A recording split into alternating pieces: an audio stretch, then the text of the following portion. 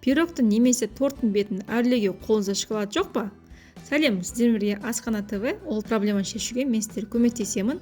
Ең алдымен бізге сотейнигімізге какаомызды салып, үстіне қантымызды салып, екеуін жақсылап тұрып араластырамыз.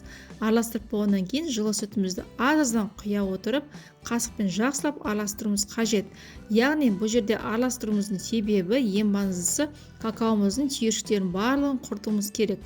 Жақсылап араластырып болғаннан кейін отқа бір қойып аламыз, яғни бір қайнатып аламыз. Қайнатып болғаннан кейін газымыздан алып, үстіне бөлме температурасында тұрған сары майымызды салып, жақсылап тұрып барлығын араластырамыз.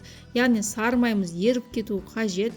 Араластырып болғаннан кейін глазурымыз дайын. Сәл суытамыз. Суығаннан кейін қалауынша пирогтың немесе торттың бетіне әрлеуге болады. Сіздерге осы рецепт ұнады деген ойдамын. Міндетті түрде дайындап көріңіздер. Сіздермен бірге болған Асхана ТВ арнама тіркеліп, лайк басуды ұмытпаңыздар.